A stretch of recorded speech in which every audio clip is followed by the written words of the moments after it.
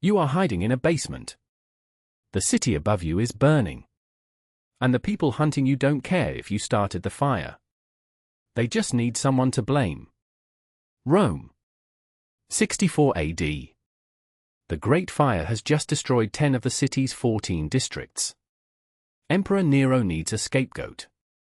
And he finds one in a tiny, scattered group of people that most Romans have barely heard of. People who refuse to worship the emperor.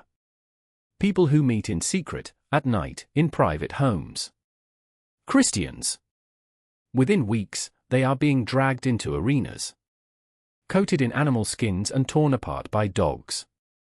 Nailed to crosses and set on fire to serve as torches for Nero's garden parties. The Roman historian Tacitus, writing just decades later, records it all without flinching. He calls Christians a group hated for their abominations. Not because they had done anything monstrous. But because they were strange, they were different, and they were convenient. At this moment, the Christian movement is barely 30 years old. It has maybe a few thousand followers scattered across a handful of cities in the Roman Empire. It has no buildings. No official texts. No legal status. No army. No money. By every historical measure, it should have disappeared. It nearly did. What kept it alive is one of the most unlikely survival stories in all of ancient history. To understand what the early church was actually up against, you have to understand how the Roman world worked. Rome did not mind new religions. The empire was full of them: mystery cults, Egyptian gods, Persian fire worship. What Rome required was simple: acknowledge the emperor as divine. Burn a pinch of incense at his altar. That was it. Just a gesture. Christians wouldn't do it. Not because they were stubborn, but because their entire identity was built around a single claim that made it impossible, that there was one God, one Lord, and it was not Caesar. To Rome, this wasn't just theology. It was treason.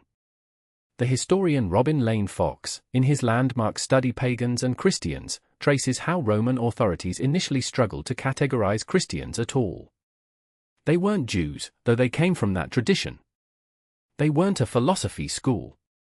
They weren't a recognized cult. They were something Rome's legal system had no category for.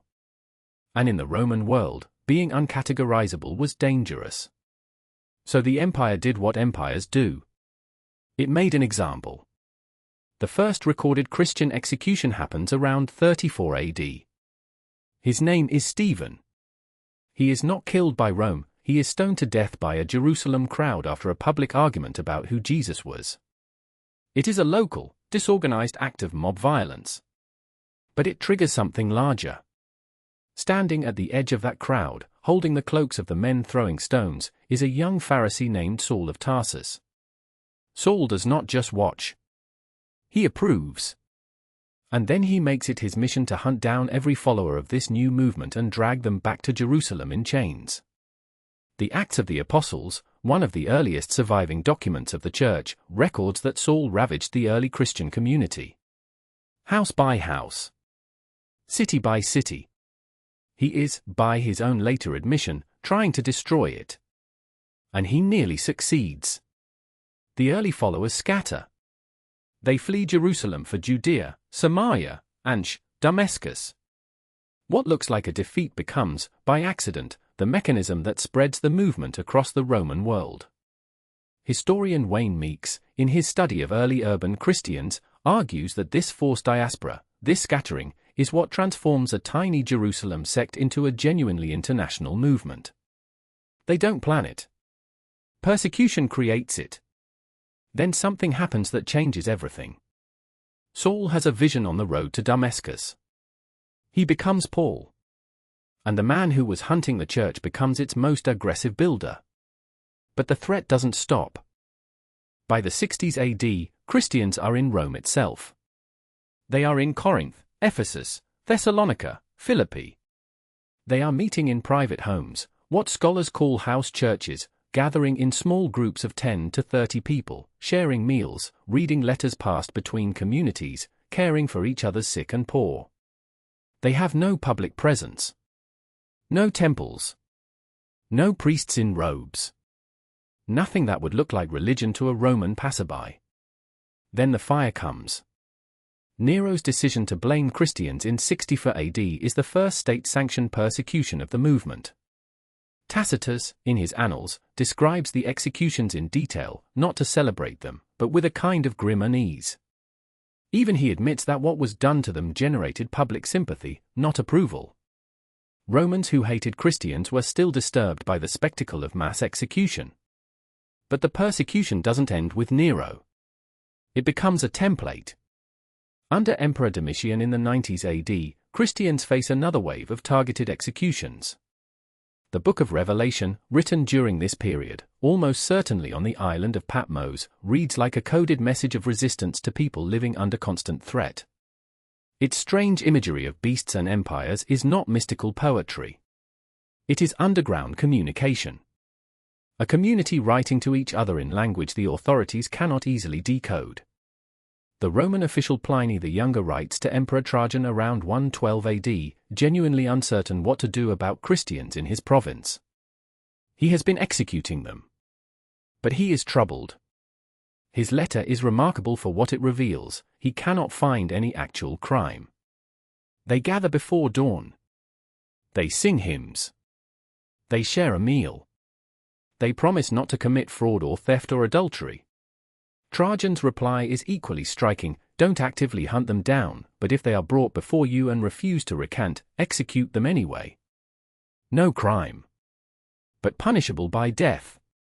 The largest, most systematic attempt to destroy the church comes at the very end, under Emperor Diocletian, beginning in 303 AD. The Diocletianic persecution, later called the Great Persecution by Eusebius of Caesarea, the earliest church historian, is unlike anything before it.